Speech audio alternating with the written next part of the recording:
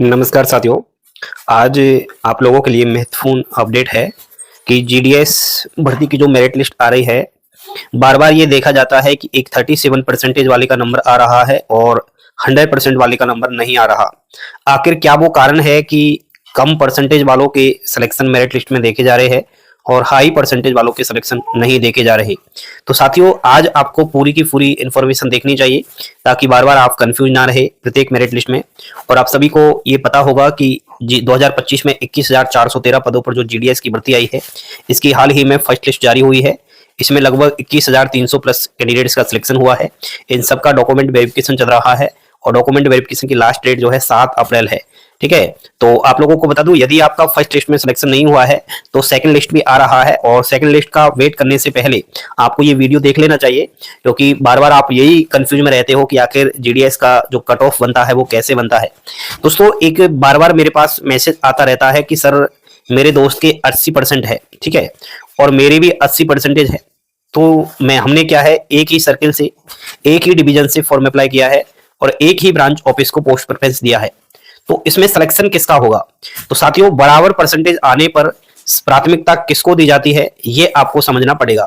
तो सही पोस्ट प्राथमिकता कैसे तय करें और बराबर अंक यानी परसेंटेज होने और एक ही ब्रांच ऑफिस से आवेदन करने पर चयन प्राथमिकता इस प्रकार होगी।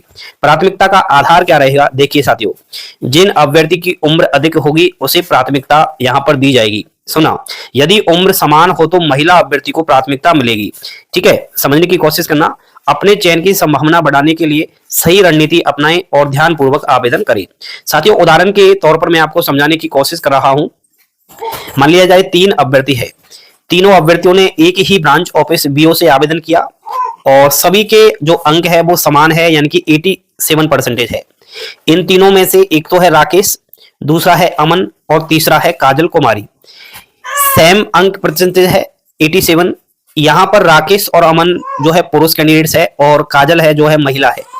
यहां पर राकेश की उम्र 22 वर्ष है, अमन की उम्र 24 इयर्स है और काजल कुमारी की 23 इयर्स है। तो यहां पर फर्स्ट प्राथमिकता किसको मिलेगी ये आप समझने की कोशिश कीजिए।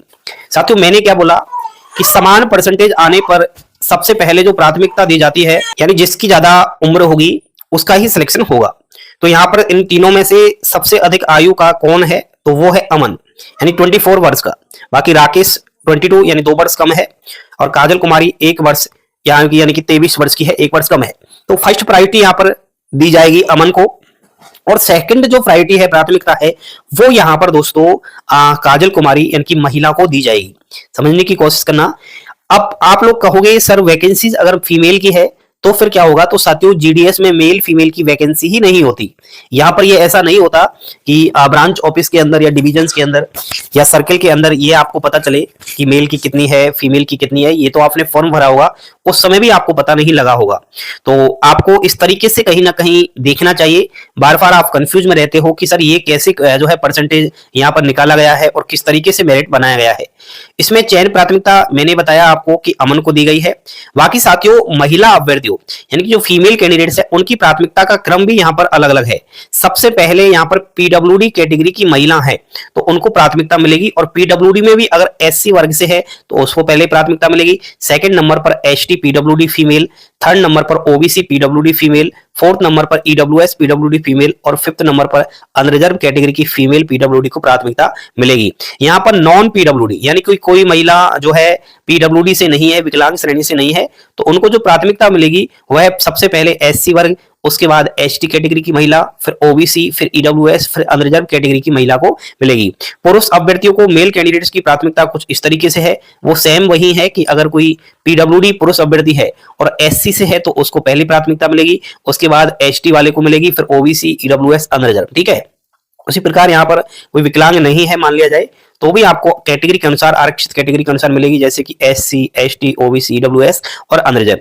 साथियों, यहाँ पर चयन प्रक्रिया को समझे और सही प्राथमिकता के साथ आपको आवेदन करना चाहिए। आपको दोस्तों यहाँ पर मैंने कुछ जो है ट्रिक्स भी बताई थी फॉर्म अप्लाई करते समय। वो तो जब फॉर्म अप्लाई होते हैं उस समय की बातें हैं, लेकिन अभी तो मेरिट लिस्ट आ रही है तो मेरिट लिस्ट किस तरीके से बन रहा है मैंने आपको यहाँ पर बताया। ठीक है, तो आप कॉमेंट करके ये बताएं कि आपकी कितनी परसेंटेज है। भाई लोगों, आपने क्या है, मान लिया जाए किसी सर्कल से फॉर्म अप्लाई किया है, ठीक है, और किसी सर्किल में मान लिया जाए एक आपने डिवीजन चॉइस किया, उस डिवीजन के आपने अंदर पोस्ट प्रेफरेंस को चॉइस किया, ठीक है, पोस्ट प्रेफरेंस आपने भरा। अब ऐसा तो है नहीं कि केवल आपने ही इस डिवीजन से फॉर्म अप्लाई किया है, यहां पर हजारों कैंडिडेट्स ने फॉर्म अप्लाई किया होगा, तो हजारों ने अपने अपने अनुसार पोस्ट प्रेफरेंस दिया होगा। और ऐसा है कि सभी की परसेंटेज भी अलग अलग हो सकती है और समान परसेंटेज भी हो सकती है। तो आज मैंने आपको समझाने की कोशिश की कि अगर किसी के बराबर अंक प्रतिशत हो तो सिलेक्शन किसका होगा, ये आपको बिल्कुल कंफ्यूज में नहीं रहना, और ये आज ये डाउट क्लियर मैंने आपका यहाँ पर किया है। साथियों, आपको सेकंड लिस्ट का बेसब्री से इंतजार है, तो आप लोगों को बता दूं कि जीडीएस भर्ती की जो सेकंड लिस्ट है वह है जो आने की पॉसिबिलिटी बन रही है, वो 14 से और 15 अप्रैल है। तो अगर आपका सिलेक्शन होने की उम्मीद है तो मैं समझता हूं आप सभी को अपने डॉक्यूमेंट्स तैयार रखें और आप कहीं ना कहीं दोस्तों वेट करें, क्योंकि अभी फर्स्ट लिस्ट के डीबी चल रहे हैं और फर्स्ट लिस्ट का जो डीबी है ना वह 7 तक चलेगा, और 7 के बाद कम से कम 1 हफ्ते का तो टाइम लगता है, क्योंकि डाटा जो है यहाँ पर लिया जाता है कि किस सर्कल से, किस डिवीजन से, किस ब्रांच ऑफिस एसओ एचओ से कितनी वैकेंसीज भरी जा चुकी है फर्स्ट लिस्ट में सिलेक्टेड स्टूडेंट्स के माध्यम से। तो फिर वैकेंसीज का डाटा लेकर के फिर दोबारा से जब वैकेंसीज वहां खाली रह जाती है तो उसी के अनुसार सर्कल वाइज, डिवीजन वाइज और वीओ एसओ वाइज ये वैकेंसी आपकी ये मेरिट लिस्ट आपकी निकाली जाती है। ठीक है साथियों, तो आप लोग बिल्कुल ही अपने आप को कंफ्यूज ना रखें, आप जो भी प्रश्न है आप हमसे शेयर करें ताकि हम आपको बताएं। और दोस्तों कहीं ना कहीं कोई भी डाउट है तो आप हमें इंस्टाग्राम पर संपर्क करें, कमेंट बॉक्स में मैसेज करें और हमारे टेलीग्राम चैनल को ज्वाइन करें। थैंक यू, धन्यवाद।